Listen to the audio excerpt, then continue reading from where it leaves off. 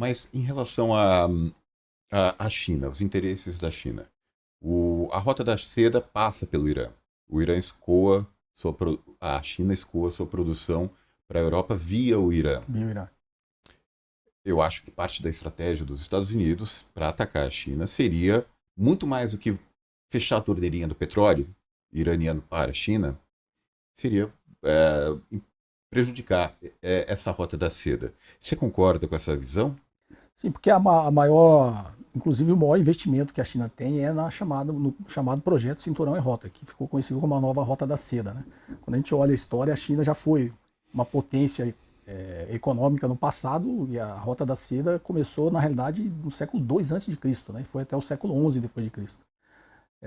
E só foi justamente nessa parte da história quando se formaram realmente os estados e economias interestatais capitalistas na Europa, que aí a China deixou de ser uma potência econômica e a Europa passou a colonizar não só a Ásia, a África, e boa parte, inclusive a América, né, e boa parte do mundo, e esse sistema capitalista passou a dominar. A China, na realidade, ela está retomando uma coisa que ela já sabia fazer lá no passado. E como uma potência econômica, a China, o grande poder dela é uma potência exportadora, né, industrial exportadora. Então ela depende de logística. A logística é um ponto crucial para a China. Não à toa, o principal projeto dela é o projeto Cinturão e Rota. E essa rota terrestre sai da China, passa na Ásia Central, passa no meio do Irã e sobe para a Turquia, e de lá passa pela Europa, vai até Moscou, desce até o Reino Unido, né? E depois desce até a Itália e depois vira aquela chamada rota marítima da Rota da Seda. E os Estados Unidos sabem que o Irã é estratégico, né? Eu sempre brinco assim, não é questão de ter acesso, na realidade os Estados Unidos quer bloquear o acesso, assim como ele fez na Venezuela. Uhum. Ele não precisa do petróleo da Venezuela, teoricamente. Teoricamente, os Estados Unidos é autossuficiente. Ele precisa bloquear o acesso da China. Então, sob o ponto de vista do petróleo, se a gente lembrar bem, depois do final do acordo de Bretton Woods, lá que foi sepultado com o fim do padrão ouro, né? Que o Nixon extinguiu lá em 71 a conversibilidade do dólar em ouro. A moeda americana passou a não ter a credibilidade da conversibilidade de ouro e passou a ficar instável. Você pegar bem de 71, né, até 73, quando teve o choque do petróleo, novamente Israel ali na guerra do Yom Kippur, ele entrou em guerra com o mundo árabe, e o mundo árabe, para retaliar o mundo ocidental, eles promoveram esse choque do petróleo. Foi quando os Estados Unidos derrubou o rei da Arábia Saudita, né, e colocou um monarca lá alinhado a ele, fez o chamado acordo petrodólar. Então, se a logística para a China é o ponto crucial, para os Estados Unidos é a hegemonia do dólar ainda.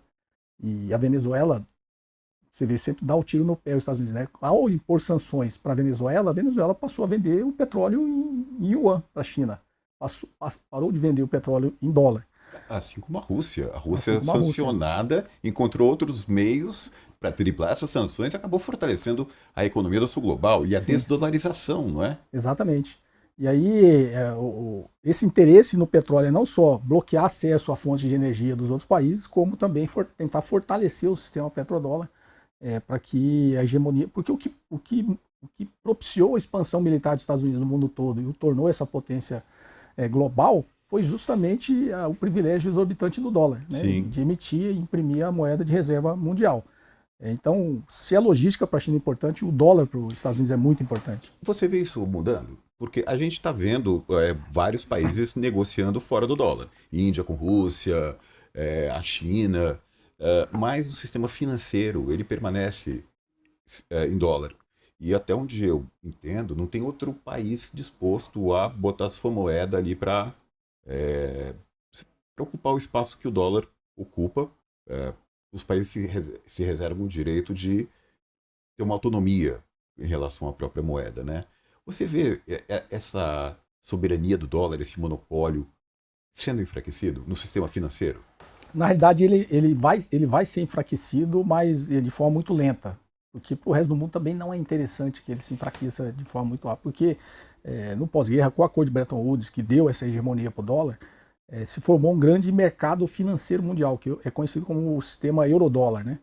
E foi quando, para reconstruir a Europa e o Japão, os Estados Unidos precisou do acordo de Bretton Woods para reconstruir essas economias. Eu brinco, não foi porque ele queria ajudar, é porque ele precisava dos mercados, né? Os Estados Unidos saiu da Segunda Guerra Mundial como a única potência industrial do planeta.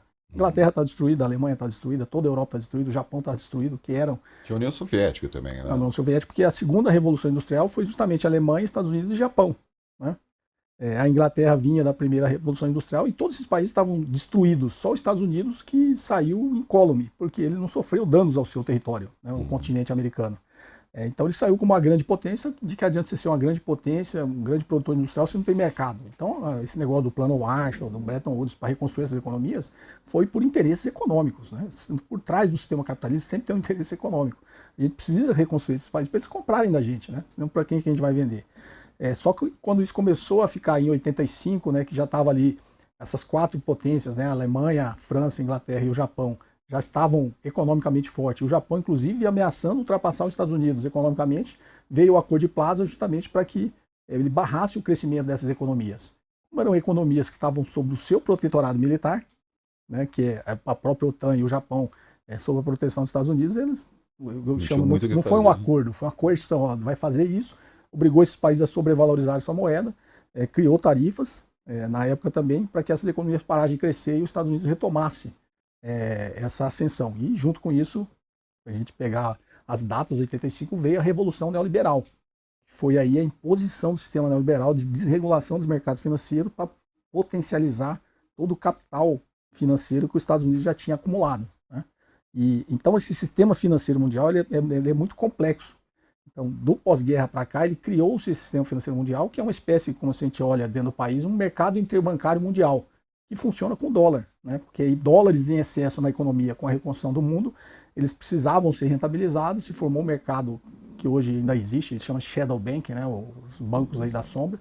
É um mercado que cria crédito e cria moeda sem a interveniência dos Estados Unidos, do próprio Fed. Por isso que o Fed não tem ação sobre isso, né? Então esse mercado é muito intrincado. E o Japão é uma base disso também, Londres, o Japão se tornou uma base disso, dessas operações de carry trade, de gerar crédito, de emprestar entre um país e outro, não necessariamente passa pelos Estados Unidos, tudo em dólar. Então, o que fortalece pagar a dívida americana, né, dos Estados Unidos. Para os Estados Unidos é interessante porque ele tem um mercado mundial para emitir dívida, né? Mercado para ele colocar a sua dívida. Por isso que eu falo, a guerra tarifária do Donald Trump não ia dar certo desde o início, porque os Estados Unidos não é. Ele tem muitos interesses conflitantes, né? Ele se enfiou num sistema tão intrincado que ele falou: vou gerar superávit comercial para os Estados Unidos, mas o que mantém a hegemonia do dólar é o déficit comercial. Porque ao ter déficit comercial com o mundo, é a forma que ele tem de colocar a moeda no resto do mercado mundial. Se ele tivesse superávit todo mundo, ele não existiria o dólar circulando no mundo. Então os Estados Unidos ficou nessa situação, por isso nada disso deu certo e ele, obviamente, como a gente brincava quando era mais novo, né, é o famoso apelou, perdeu, né? Ele chegou no limite que a única força que ele tem agora é militar. Então ele está tentando impor a sua vontade, né, as suas estratégias, não só geopolíticas como econômicas, através da força, através do poder que ele tem militar ainda incontestável. Mas o Irã está provando que justamente essa virada de chave, né? O Irã é um país muito inferior economicamente, sob sanções desde a Revolução Iraniana Islâmica, né, de 79, economicamente frágil, teve a sua moeda destruída, admitida pelo próprio Scott Bessent, né, que destruiu a moeda do Irã para tentar gerar uma revolta lá na população.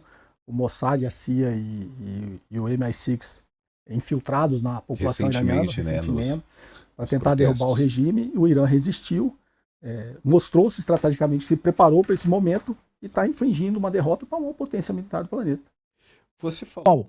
Eu abri uma confraria, a Confraria José Cobori. Eu me encontro com vocês uma vez por mês para a gente conversar sobre os assuntos do momento, o que está acontecendo, o cenário, falar sobre tudo isso que a gente já fala aqui no canal, mas num grupo ali fechado da Confraria José Cobori. Muitos de vocês sempre perguntam como ajudar que esse canal continue transmitindo informações com base na realidade, né, e para o bem da sociedade. Então, quem quiser participar, o link estará aqui na descrição. Confraria José Cobori, a gente se encontra lá uma vez por mês para debater os assuntos do momento.